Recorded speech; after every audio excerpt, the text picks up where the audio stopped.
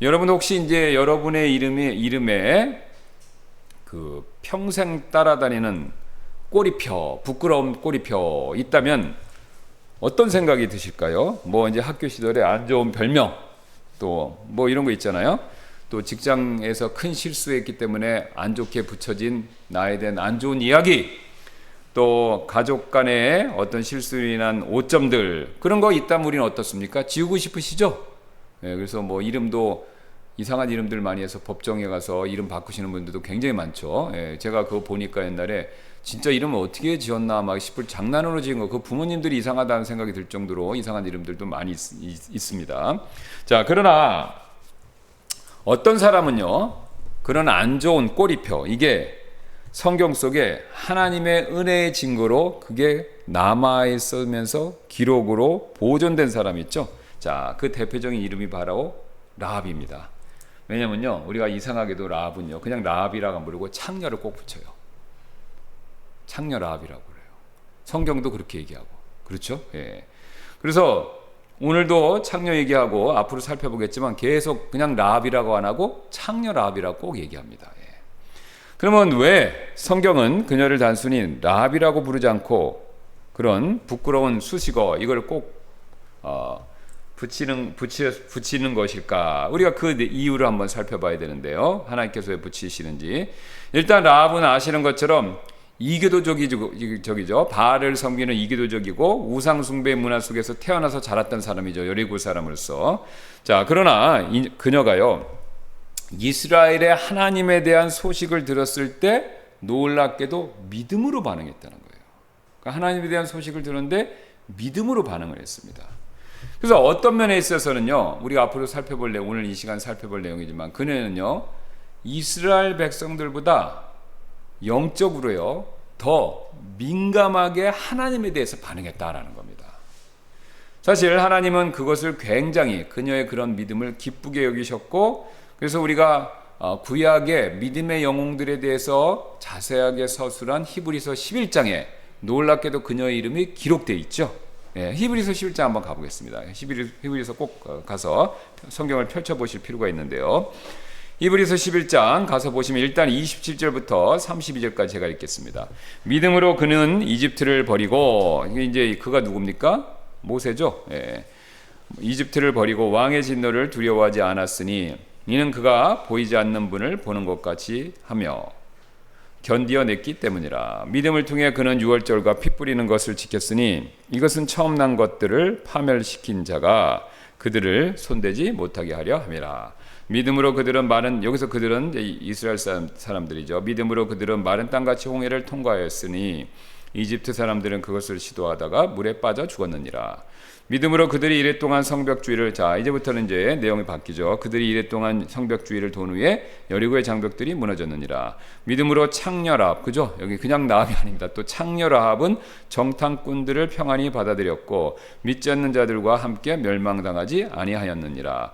또한 내가 무슨 말을 더하리요? 이는 기드온, 바락, 삼손, 입다와 또한 다윗과 사무엘 예언자들에 관한 것들을 말하려면 내게 시간이 부족하기 때문이라. 자, 여기 제가 27절부터만 읽었는데 히브리서 11장 다 읽어보신 적이 다 읽어보셨을 거예요. 그렇죠? 읽어보신 적 있으시죠?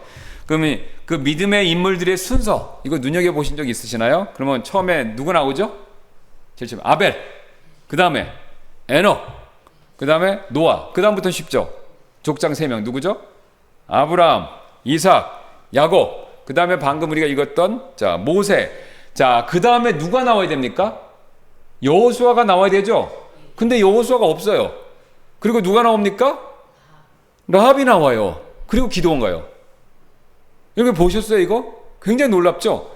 사실 여기 여호수아가 있을 자리에 여호수아는 빠지고 누가 들어가 있습니까? 예, 창녀 라합이 들어가 있는 거죠. 자, 그러면 이게 뭘 의미합니까? 이게 우리가 믿음의 전당이라고 얘기하는데 지금 이 히브리서 저자에 따르면요, 노아, 아브라함, 이삭, 야곱, 요셉, 그 다음에 모세 등 믿음으로 칭찬받는 위대한 인물들과 무슨 레벨이라는 거죠? 같은 레벨이다 이겁니다. 하나님 보셨을 때 같은 레벨이라는 거죠. 그것도요, 지금 앞에 나와 있는 순서를 쫙 보면 첫 번째로 누굽니까? 여자입니다. 첫 번째로 여자예요. 그리고 직업이 뭡니까? 창녀예요. 여자면서도 창녀인데도 믿음의 족장들의 반열에 올랐다 이거죠. 자, 여기서 우리 한 가지 굉장히 중요한 사실을 발견하게 되는데요. 이 라합의 믿음은요, 하나님께서 크게 정말 인정한 하나님께서 인정하신 그런 믿음이었다라는 그 사실이죠. 이 히브리서 11장 이걸 얘기합니다. 자, 그렇다면 그녀가 가진 믿음 중에서 어떤 점을 하나님께서 인정하셨기 때문에 이토록 족장의 반열에 그녀를 올려놓으셨을까? 이게 궁금하는데요. 자, 그래서 우리가 여호수아기로 다시 가셔서 8절부터 13절 한번 보시겠습니다. 그녀가 이제 그 믿음의 그 조상의 반열에 오를 수 있는 그 이유가 여기 나오죠. 8절부터 13절에 그들이 여호수아기 2장입니다. 그들이 눕기 전에 그녀가 지붕 위로 그들에게 올라가서 그녀가 그 사람들에게 이르되 주께서 이 땅을 너에게 주신 일을 내가 아노라. 너희에 대한 두려움이 우리에게 임하였고 또 너희 때문에 이 땅의 모든 거주민이 기력을 잃었도다. 이는 너희가 이집트에서 나올 때 주께서 너희를 위하여 홍해의 물을 마르게 하신 일과 너희가 요르단 강 저편에 있는 아모리 족속의 두 왕 시온과 옥에게 행한 일, 곧 그들을 완전히 멸한 일을 우리가 들었기 때문이라. 우리가 이 일들에 관하여 듣자마자 우리의 마음이 녹았고 또 너희로 인하여 아무에게도 더 이상 용기가 남아있지 아니하였으니 이는 주 너희 하나님은 위로 하늘에서와 아래로 땅에서 하나님이시기 때문이라. 그러므로 이제 청하노니 내가 너희에게 친절을 베풀었은즉 너희도 내 아버지 집에 친절을 베풀 것을 주를 두고 내게 맹세하고 내게 참된 증표를 주며 또한 내 아버지와 어머니와 내 형제들과 내 자매들과 그들에게 속한 모든 자를 구원하여 우리의 생명을 죽음에서 건져내라 하더라. 자, 여기서 첫 번째 원칙이 발견되죠. 가장 먼저 라합은요, 그 라합의 믿음은요, 결심하는 믿음이다 라는 사실을 우리에게 보여주고 있죠. 자, 지금 여기 라합의 고백이 굉장히 놀랐습니다. 지금 라합을 포함해서 여리고의 모든 사람들이 하나님께서 하신 일을 들었다 이렇게 얘기하죠. 하나님께서 하신 일을 다 들었다. 10절에서 분명히 그걸 얘기합니다. 그리고 그 얘기를 듣고 거기서 멈춘 게 아니라 그들 모두가 하나님께서 행하신 일을 듣고 두려움을 느꼈다 그러고 얘기하죠. 9절 11절에 그렇게 얘기하죠. 자, 그런데요, 그 많은 사람들이 듣고 그 많은 사람들이 두려움을 느꼈는데 오직 라합과 그의 가족만 하나님께 나아가서 겸손히 엎드렸습니다. 여리고의 모든 사람들이요, 하나님에 대해서 듣고 하나님에 대해서 심지어 두려워도 했지만 라합만 하나님께 무릎 꿇고 나와서 도움을 요청했다는 겁니다. 자, 앞에서도 우리 앤드류 선교사님 얘기를 통해서 우리 한번 들었던 얘기고, 또 제가 복음을 전하면서 또 구원 상담할 때 자주 오늘 이 여리고 사람들의 반응과 같은 모습을 자주 보는데요. 제가 이렇게 복음 전하면 여러분도 다 해보셨을 거예요. 복음 전하면요, 죄인이라는 것을 딱 알려드리면요, 일단 긴장하세요. 그렇죠? 네. 그리고 로마서 말씀을 쓰면 죄인이 아니라고 감히 얘기를 할 수가 없습니다. 그래서 긴장도 하시고 심지어는요, 두려움도 느끼세요. 자, 그런데요, 마지막 단계에서 예수님을 믿으시겠습니까? 요 말씀을 드리면요, 그때 결심하는 분은 굉장히 적어요. 열이면 하나도 아닙니다. 그러니까 듣고 두려움도 느끼는데 결심하는 사람은 적다는 거죠. 그리고 대부분 9의 분들은 이렇게 얘기하죠. 생각해보고 나중에 결정하겠습니다. 그렇죠? 아마 오늘 여리고 사람들도 그랬을지 몰라요. 듣고 두려움 느꼈지만 나중에 생각해보자. 똑같은 일이 벌어지는 거죠. 여러분 참 이상합니다. 듣고 두려워했기 때문에 뭐만 하시면 돼요? 결정만 하면 뭘 받습니까? 영원한 생명을 받는 거예요. 여리고 사람들도 듣고 두려웠기 때문에 결정만 하면 라합처럼요, 살 수 있었던 거예요. 근데 결정을 못해서 영원한 생명을 놓쳤고 여리고 사람들은 멸망한 거죠. 사실 우리의 구원 문제뿐만 아니라 신앙생활도 이와 똑같은 원리의 지배를 받고 있는데요. 자, 우리가 지난 시간에 배웠던 내용 다시 한번 복습해 보시면요, 여호수아기 1장에서 뭐 배웠습니까? 어떤 걸 배웠죠? 순종하면 복받고 순종하지 않으면 저주받는다. 이게 여호수아한테 하나님 주신 말씀이죠. 두려워하지 말라고 그랬어요. 내가 너와 함께 한다고 그랬죠. 그리고 하나님이 약속해 주셨죠. 자, 이 앞에 순종과 그 다음에 불순종이 있고 그거에 따른 축복과 저주가 있는데 너는 어떻게 하라? 순종하라. 그러면 약속한 대로 가나안 땅 정복하고 약속의 땅을 주겠다. 하나님은 두 말 안 하세요. 하나님은 딱 분명하게 선언하시는 거예요. 순종과 불순종에 따른 결과를 딱 명확하게 제시하십니다. 그런데 이 결정에서 우리 앞에 딱 두 가지 결정이 있는데 여기서 우리가 결심 결단을 내리면 되는데 이거를 잘 못합니다. 이거를 잘 못해요.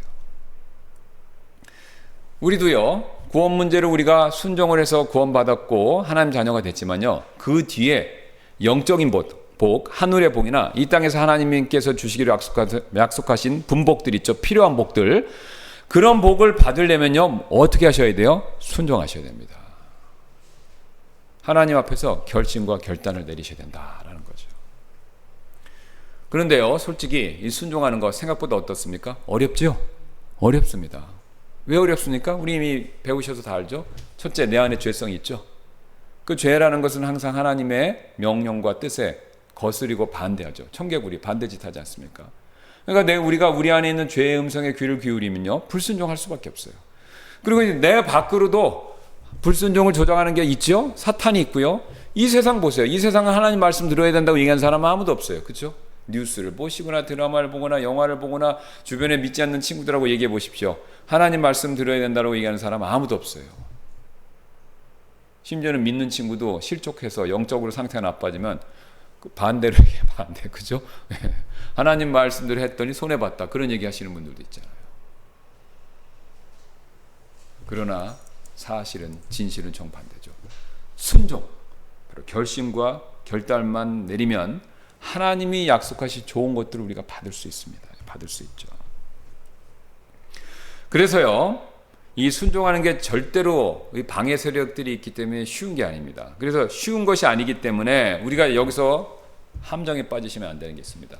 이 순종은요, 내가 하나님의 말씀을 이해했고 많이 알았다고, 심지어는 하나님의 말씀에 내가 그걸 맞다고 동의한다고 저절로 순종이 이루어지는 게 아니다라는 거죠. 그게 아닙니다. 우리가 많이 놓치시는 게 있어요. 성경 말씀을 많이 하면 나도 모르게 저절로 순종할 수 있다. 물론 일부분은 사실이에요.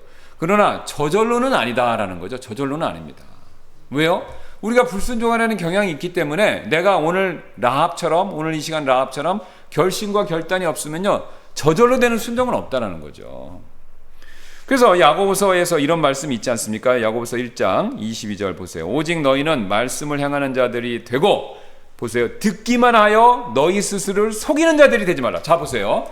행하는 자가 돼야 되는데요, 듣기만 하고 있으면, 여러분 보세요, 이게 중요합니다. 듣기만 하면요, 속이는 자가 되는 거예요. 왜 속이는 자가 됩니까? 듣고 행해야 되는데 이 듣는 사람은요, 나는 들었기 때문에 행한 것과 진배 없어. 아니면 나는 행하게 될 거야 언젠가는. 이렇게 생각하니까 이게 속고 있다는 겁니다. 그러니까 많이 아는 게, 또 많이 아는 걸 동의했다고 그게 순종과 행함으로 저절로 이어지는 게 아니다라는 겁니다. 이게 저절로 이어지는 게 아니죠.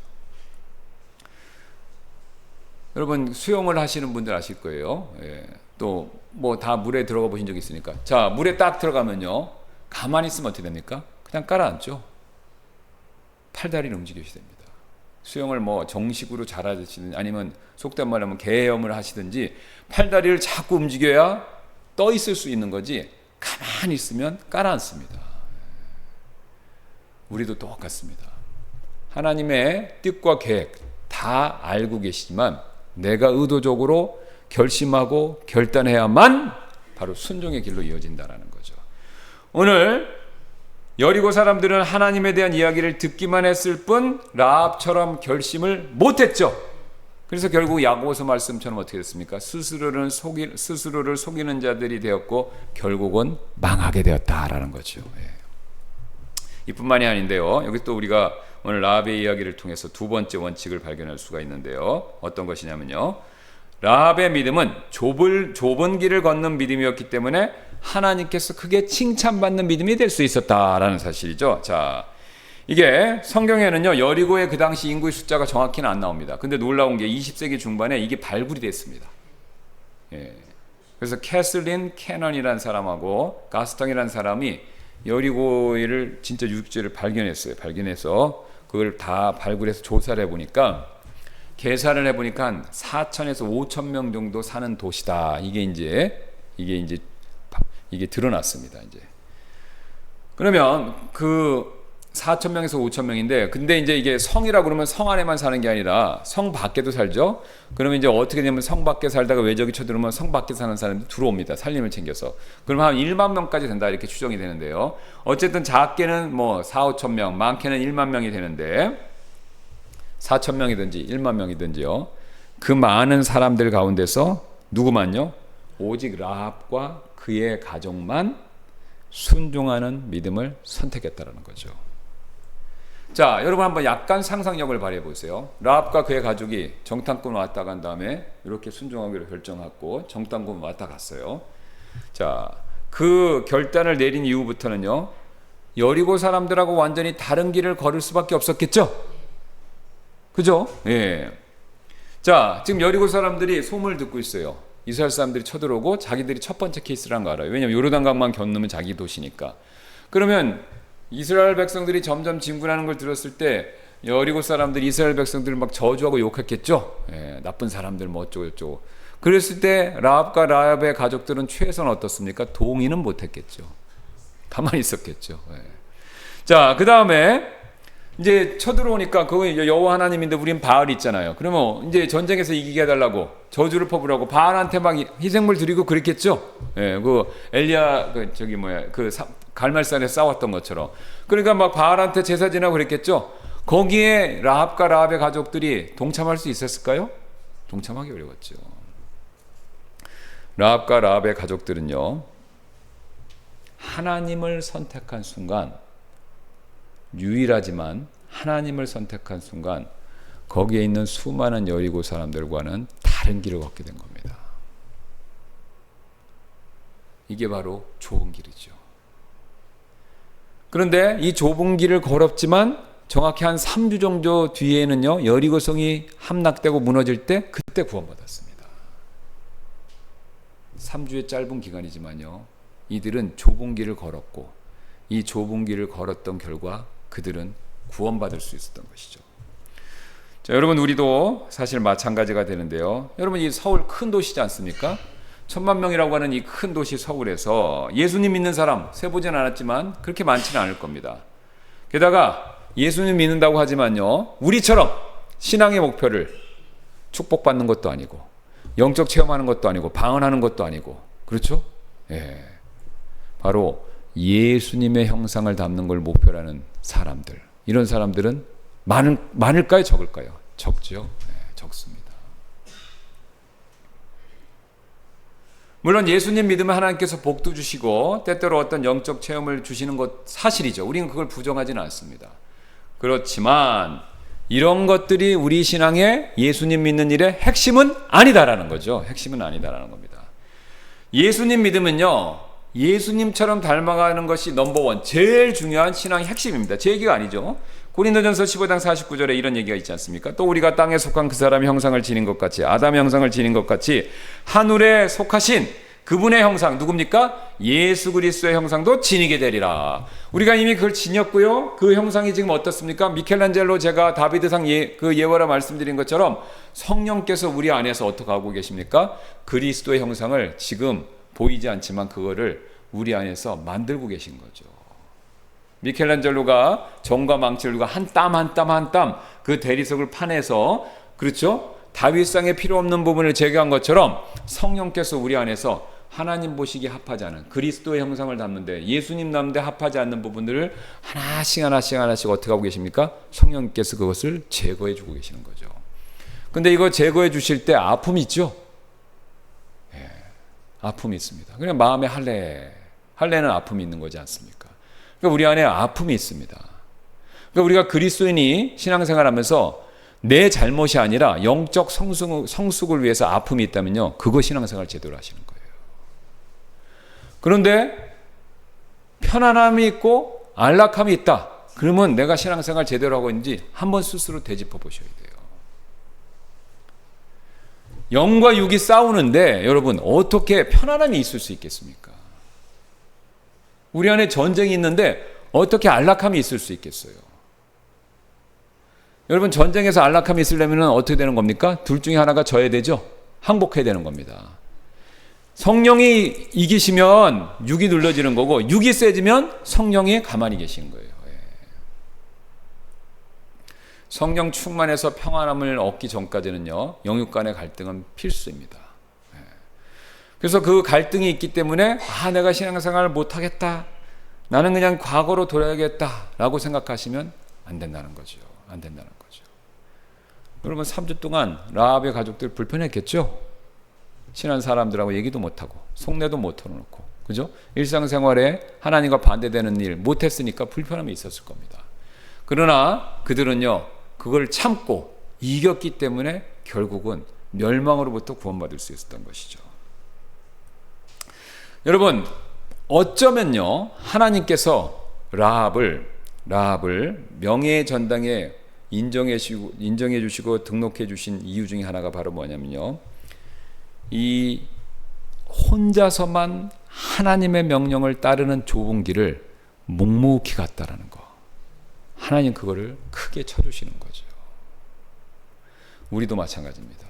이 서울 안에 얼마나 많은 그리스도인이 있는지, 또 우리처럼 얼마나 보수적인 신앙을 갖고 얼마나 성경적인 신앙을 따르는 사람이 있는지 우리가 정확히 알 수 없지만요, 어쨌든 하나님께서는요 그 사람들을 귀하게 여기시는 것은 사실입니다. 왜 그렇죠? 우리가 다른 사람보다 잘났기 때문에 아니죠. 하나님 말씀대로 하려고 했기 때문에, 하나님 말씀을 따르려고 했기 때문에 하나님이 귀하게 여기신다라는 거죠.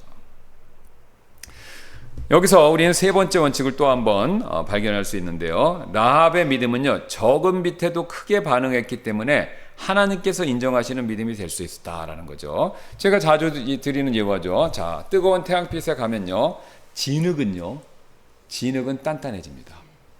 밀랍은요 녹죠. 똑같은 햇볕 아래에서 반응이 정반대입니다. 오늘 이스라엘 백성과 라합이 딱 이 케이스입니다. 자 보세요. 라합은요 하나님께 받은 계시의 양이 이스라엘 백성들보다 많았습니까? 적었습니까? 적었죠. 근데 적은데도 이 라합은요 이스라엘 백성들보다 크게 반응했어요. 크게. 자, 이스라엘 백성들은요 라합이 앞에서 말한 기적들을 직접 목격했죠. 체험했죠. 라합은요 그걸 소문으로만 들었어요. 이 사람은 본 사람이고 이 사람은 소문 들은 사람이에요. 그런데 누가 더 크게 반응했습니까? 라합이 더 크게 반응했죠. 소문만 본 게 아니라 소문을만 듣고도 하나님을 선택한 겁니다. 이스라엘 백성을 봤는데도 하나님을 배신하는 경우가 많았는데, 라합은요 보기는커녕 소문만 듣고도 하나님을 선택했습니다. 그 어려운 선택을 한 거죠. 또 이스라엘 백성들은 시내산에서 하나님께 직접 율법을 받았죠. 모세를 통해서 돌판도 받지 않습니까? 하나님께 직접 말씀 받았어요. 라합은요 하나님 말씀 받은 적이 없습니다. 말씀이라고 해봤자 소문을 통해서 들은 게 전부예요. 그런데도 이스라엘 백성들보다 더 나은 믿음의 반응을 보인 거죠. 이스라엘 백성은 그렇게 큰 빚을 받았음에도 어떻습니까? 광야에서요 하나님을 등지고 불순종하고 그 다음에 원망하고 결국 나중에는 끔찍한 우상 숭배죄를 짓지 않았습니까? 반면에 라합은요 받은 빚이 적고 희미했지만 그 자기가 하나님께서 주신 그 빚에 희미하고 적은 빚에 어떻습니까? 충실하게 반응한 겁니다. 충실하게. 그 결과 이스라엘과 비교했을 때 하나님께서 보셨을 때는요 라합의 믿음이 더 컸다. 그래서 히브리서 11장에 이름을 올려주신 것이죠. 그리고 라합은요 그것을요 말로만 한 게 아니라 자기 목숨을 걸고 입증했죠. 우리가 방금 읽었던 것, 정탐꾼을 목숨을 걸고 살려줌으로써 그 사실을 입증한 겁니다. 자기 믿음이 헛게 아니다. 그걸 입증한 거죠. 자, 우리도 여러분 마찬가지인데요, 우리가 이스라엘 백성들처럼요 성경 지식 많으면 좋습니다. 그러나 성경 지식이 많다고 내가 무조건 믿음이 커진다 이렇게 생각하시면 안 됩니다. 물론 믿음이 커지려면 분명히 성경 지식이 많이 있어야 돼요. 그러나 성경 지식이 머리에 많이 있기만 한다고 그게 저절로 내 믿음이 커지는 걸 보장하는 건 아니다라는 것이죠. 왜요? 성경 그 많이 알고 있는 성경 지식에 따른 뭐가 있어야 됩니까? 결단과 순종의 삶이 있어야 되는 겁니다. 그게 없으면요 참된 믿음이 안 됩니다. 이거 제 얘기가 아니에요. 야고보서 가보시겠습니다. 야고보서 2장 20절, 22절, 25절, 26절 거기 제가 넣어놨죠. 원칙 세 번째 보세요. 그러나 오 허망한 사람아 행위 없는 믿음이 죽은 것임을 내가 알고자 하느냐. 그렇죠? 행위 없은 믿음이 죽은 거래요. 죽었다는 건 사라졌다는 게 아니라 힘을 잃고 제 기능을 못한다는 거죠. 너는 믿음이 어떻게 그의 행위와 함께 일하였고 또 믿음이 어떻게 행위로 완전하게 되었는지 보느냐. 자 그러면서 놀랍게도 그 케이스로 그 예로 누굴 얘기합니까? 라합인데 또 창녀예요. 참 묘하죠. 또한 이와 같이 창녀 라합이 전령들을 받아들이고 그들을 다른 길로 보냈을 때 행위로 의롭게 된 것이 아니냐. 이스라엘 백성은 지식이 많았지만요 행위가 약했고 라합은 지식이 적었지만 행위가 큰 겁니다. 그러면서 26절 이는 영이 없는 몸이 죽은 것 같이 행위 없는 믿음 또한 죽은 것이기 때문이라. 분명히 말씀하고 있죠. 말씀을 많이 안다고 저절로 큰 믿음이 되는 게 아닙니다. 그 중간 과정이 있어야 된다는 거죠. 바로 결심과 결단을 통한 순종. 그거를 오늘 야고보서는 한 단어로 행함 이렇게 부르는 겁니다. 이제 네 번째인데요. 자, 라합의 믿음은 유월절 믿음을 또다시 보여주고 있기 때문에 하나님께서 인정하시는 믿음이 될 수 있었다. 이거 이제 아마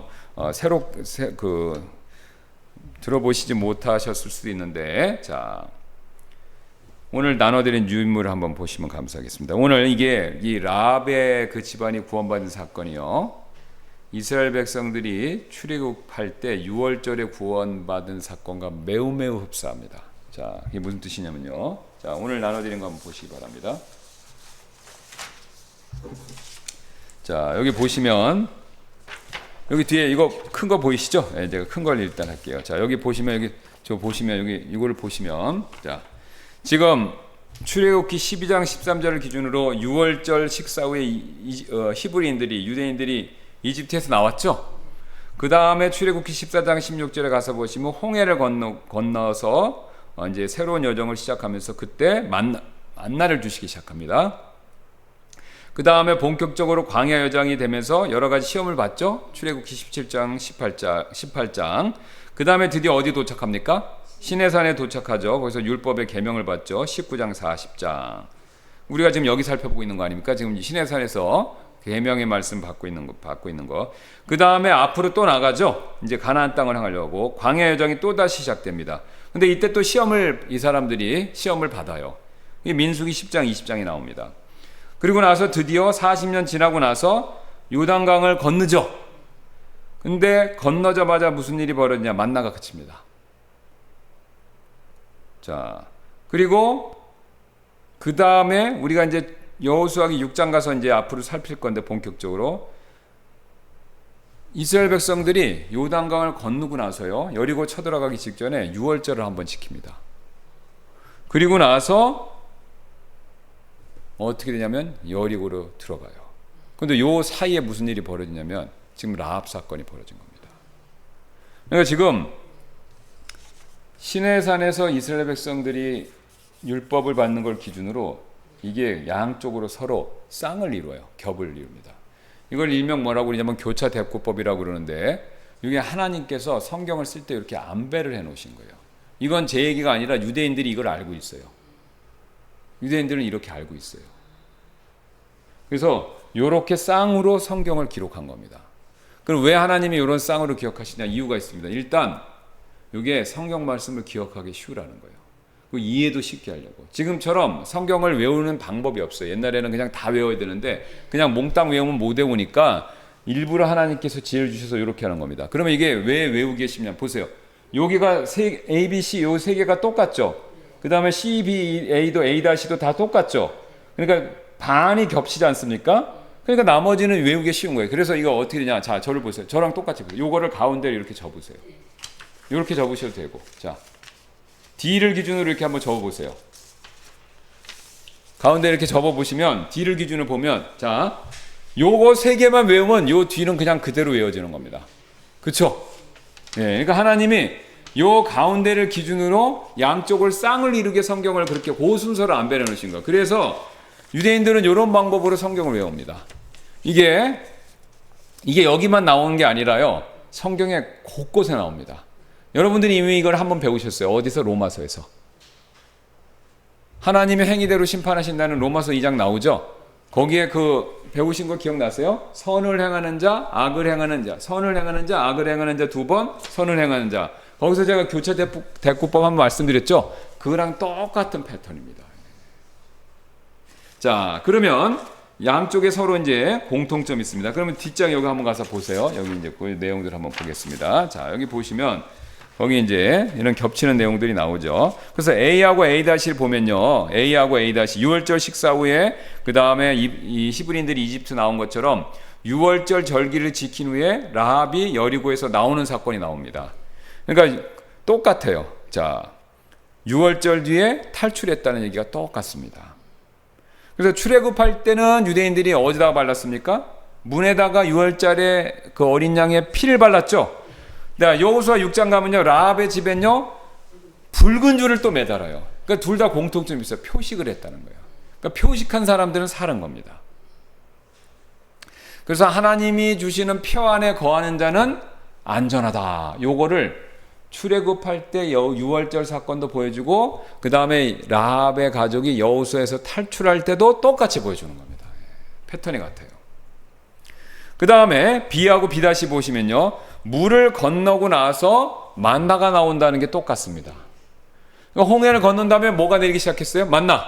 요단강 건넌 다음에 그 다음 만나가 멈췄죠. 그럼 왜 만나가 멈췄습니까? 드디어 약속의 땅의 음식을 먹기 시작하는 거예요. 그래서 물을 건너므로써 새 시대가 열린 거예요. 자, 이건 침례하고도 관계 있죠? 제가 말씀드렸죠. 침례탕에 들어갔다 나오는 거 그냥 물속에 들어오는 게 들어갔다 나오는 게 아니라 뭘 상징한다고요? 자, 새로운 시대로 들어갔다 나온 거죠. 그러니까 모세 따라서 지금 침례받았다고 그러지 않습니까? 그러니까 홍해에 들어갈 때하고 나올 때 다른 세상에 나온 거잖아요. 홍해에 들어가기 전에는 이집트에서 파라오 지배고, 홍해를 들어가고 나서는 하나님에 의해서 지배를 받는 시대. 가나안 땅에 들어가는 거 똑같습니다. 자, 광야에서 불순종의 세대에 있다가 드디어 약속의 땅으로 들어가는 거죠. 예. 그 다음에 C와 C-, 광야에서 시험이 반복되죠. 예, 반복됩니다. 근데 보면요, 반복되는 내용도 재밌어요.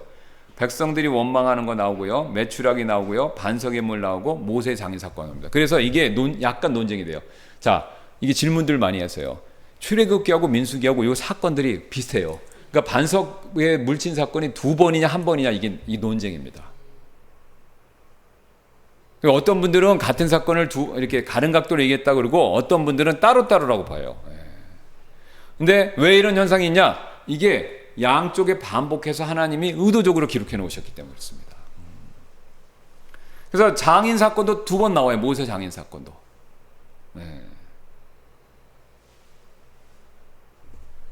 그 다음에 D, 시내산에서 언약. 여기가 굉장히 중요한데, 여기서 하나님께서 언약을 통해서 이스라엘 백성이 이제 내 백성이다라는 걸 확증시켜 주셨죠. 자, 그런데 라합의 이야기가 중요합니다. 자, 지금 시내산에서 확증을 시켜 주시고, 라합은요 어떤 일이 벌어졌냐면요, 드디어 약속의 땅에 들어가서 구원받은 1호예요. 자, 시내산에서 이스라엘 백성의 언약을 맺으면서 그때 드디어 이스라엘이 된 거예요. 자, 법적으로. 그러니까 출생적으로는 이미 이집트에서 수가 불어서 이스라엘 백성이라고 하는 출생적으로는 생물학적으로 그걸 갖췄지만, 하나님과의 법적 관계에서 이스라엘 백성이 언제 됐냐? 시내산에서요. 어떻게 해요? 언약을 맺었잖아요. 그러니까 그때 이스라엘 백성이라는 게 공식적으로 출발이 된 겁니다. 왜? 언약을 통해서 딱 찍은 거예요. 그래서 하나님의 백성! 시작이 언제냐? 시내산에서입니다. 그렇게 시내산에서 하나님의 백성이 시작됐는데, 드디어 가나안 땅에 들어갔는데, 가나안 땅에서 1호 이방인이 구원받은 거예요. 누구요? 라합이죠. 자, 이게 굉장히 이제 신약 성경하고도 매치가 되는데, 이게 뭐냐면 신약으로 설명하면요, 야생 올리브, 그러니까 그러니까 우리 그냥 개혁식으로 표현할게요. 그러니까 참 감람나무에 돌 감람나무가 딱 붙인 겁니다. 이스라엘이 참 감람나무가 이제 시내산에 됐잖아요. 여기에 누가 붙은 거예요? 라합이라는 돌 감람나무가 딱 붙은 겁니다. 이게 신약하고도 매치가 딱 돼요. 신약에서, 자, 이게 이제 신약에서 사도행전의 유월절 사건과도 굉장히 비슷합니다. 자, 성령 받은 걸 기준으로 말씀드릴게요. 유월절 날 성령 받았죠?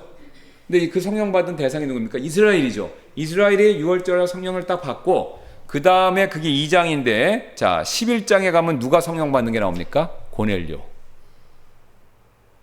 그러니까 고넬료 가족이 최초로 이방인인데 성령을 받은 거예요.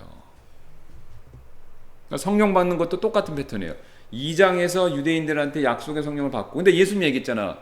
이스라엘, 유다, 사마리아 땅끝이잖아요. 그거 그 순서로 가는 거예요. 그래서 11장 가서 이방인 최초로 누가 받아요? 고넬료와 그 가족이 딱 성령을 받고 둘 다 똑같이 외국어를 얘기합니다. 그러니까 이스라엘의 이방인 고넬료 가족이 접붙임 받은 것처럼 이스라엘의 라합의 가족이 최초로 접붙임 받은 거예요. 그래서 라합 사건을 필두로 해서 그 다음에 누가 계속해서 붙냐라고 하면요, 기브온 사람들도 붙고, 그 다음에 우리 갈렙은 그나스 족속이잖아요. 유대인이 아니고. 그래서 그나스 족속 얘기가 또 나오고, 갈렙 가문. 그 다음에 룻이 나오는 겁니다. 룻기. 예, 룻도 룻도 여기 붙은 거죠. 룻도 붙고. 그 다음에 이제 가나안 지역 내 사사기 4,5장 보면 소수의 계종들이 있어요. 그 사람들이 계속 이렇게 붙는 겁니다. 그럼 이게 이렇게 붙는 게 왜 중요하냐? 하나님이 아브라함한테 약속하셨잖아요. 자, 이스라엘 백성을 하나님이 땅 주고, 그 다음에 자손 많게 하고, 그 다음에 이스라엘 백성을 통해서 만민이 복을 받는다. 그 만민이 복을 받는 게 어디서입니까? 가나안에서 최초로 복 받은 사람들이 바로 라합의 가족인 겁니다. 그러니까 하나님의 약속이 성취되고 있는 겁니다. 그러니까 하나님이 그런 계획을 딱 짜놓으시고 그거에 맞춰서 오늘 라합 사건을 허락하시고, 또 이런 패턴에 맞춰서 하나님이 그거 기억하시기 쉬우라고 이렇게 딱 써주신 거예요. 이렇게 써주신 겁니다. 자, 그래서 여기서 우리가 몇 가지 중요한 내용들을 보는데요. 자, 일단 하나님의 구원은 숫자가 크든 작든 동일하다는 거죠. 자, 이스라엘의 출애굽할 때, 이게 출애굽이 영어로 엑소더스거든요. 그 엑소더스가 그리스어를 음차한 건데, 엑소더스란 말의 그냥 영어 단어의 뜻은 뭐냐면 탈출입니다. 집단 탈출. 그러니까 이스라엘 백성들이 엑소더스, 이집트에서 집단으로 탈출했듯이 라합의 가족이 여리고에서 탈출한 거예요. 그래서 작은 엑소더스 이렇게 부릅니다. 이거 제 얘기가 아니에요. 유대인들이 그렇게 이해를 하고 있어요. 유대인들이. 성경에 그런 얘기들을 합니다, 뒤에. 그래서 하나님의 구원은 숫자가 크든 작든 동일하다. 자, 왜요? 표식이 있는 자는 하나님이 구원해 주신다. 이 표식은 뭡니까? 그리스도의 모형이죠. 피를 얘기하는 거죠. 그 다음에 하나님의 구원은 항상 인간의 경계를 뛰어넘는 거죠. 자, 보세요. 지금 라합은 가나안 여인이고 또 직업도 창피한 여자예요. 그런데 하나님은 그런 사람도 개의치 않고 구원해 주신 겁니다. 그것도 1호로. 그리고 믿음의 전당에 올려주신 거예요. 그러니까 하나님의 구원의 범위는요, 인간의 한계나 경계나 인간의 제약을 항상 뛰어넘습니다. 그래서 안타까운 일이지만 그런 얘기 여러분도 들어보셨고 또 저도 듣기도 했는데, 어떤 교회는요, 이게 자기들이 마음에 들지 않는 사람들 오면 싫어하는 분들이 있어요. 그렇죠? 미국 가보니까 백인 교회는 백인 외에 오는 걸 싫어하는 교회들도 있어요. 네, 뭐 그런 교회도 있고, 또 여기 제가 특정 교회라는 이름을 말은 안 하겠지만, 어떤 이렇게 큰 저 교회는 자기보다 사회적으로 떨어진 사람 오면 싫어하는 사람들이 있습니다. 그리고 나가겠다고 그러는 사람들도 있어요. 그런 사람들이 오면 나가겠다 그런 사람들이 있어요. 미국은 더 심해요. 백인들이 있는데 흑인이 오면 나가겠다. 노숙자가 오면 나가겠다. 여러분, 그게 남의 얘기가 아니에요. 자, 우리 교회가 지금보다 성도분 더 많은데 저나 어떤 우리 정훈 형제나 이런 분들이 영등포 가고 노숙자들 막 바글바글 데려오면요, 나간다 그런 분은 없다는 보장 없어요. 우리 교회도. 여기 막 맨날 노숙자들 앉아있고 그러보세요. 예? 여기 막 맨날 노숙자들 앉아있고, 그죠? 예. 그런 분들이 있으면요, 불편하거든요, 사실은.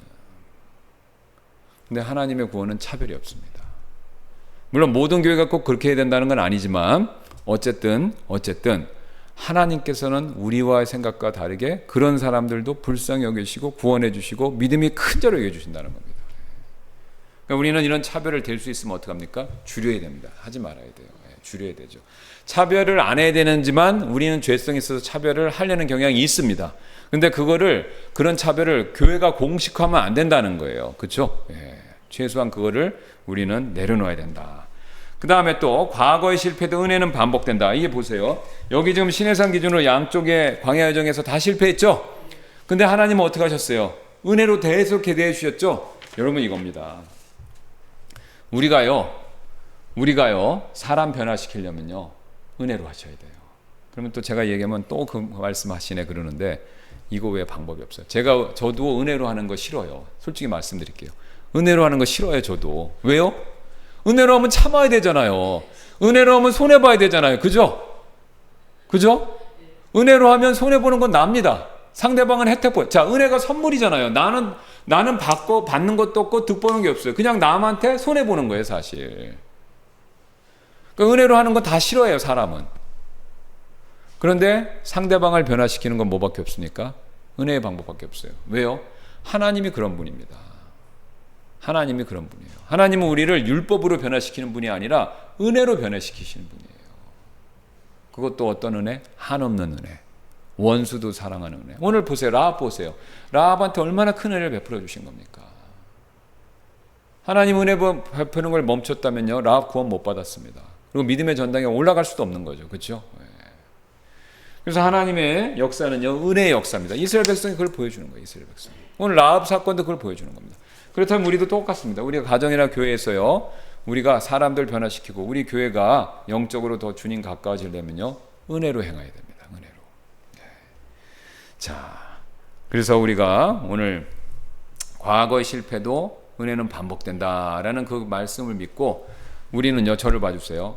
어떤 어려움이 있고 낙담이 있고 실패가 있고 좌절감이 있어도요 은혜 하나님께 나가셔야 돼요. 뒤로 물러나면 안 됩니다. 왜요? 하나님은 은혜 베풀 준비가 되어 있기 때문에 우리가 나가기만 하면 또 은혜를 받는 겁니다. 혼내려고 기다리시는 게 아니에요. 은혜 베풀려고 준비하시는데 우리가 못 나가는 거죠. 우리가 못 나가는 거예요. 그러니까 오늘 이스라엘과 라합의 얘기가 하나님 은혜를 베풀기 위해서 기다리고 계신다는 겁니다. 그 하나님을 붙들면 돼요. 여리고 사람들 그걸 못 붙드는 거죠. 그러므로 우리가 오늘 이 사실을 믿고 항상 라합처럼 하나님의 은혜 앞에 겸손히 나가는 저와 여러분들 되시기를 주님의 이름으로 소원합니다. 제가 잠깐 기도하고 마치겠습니다. 오늘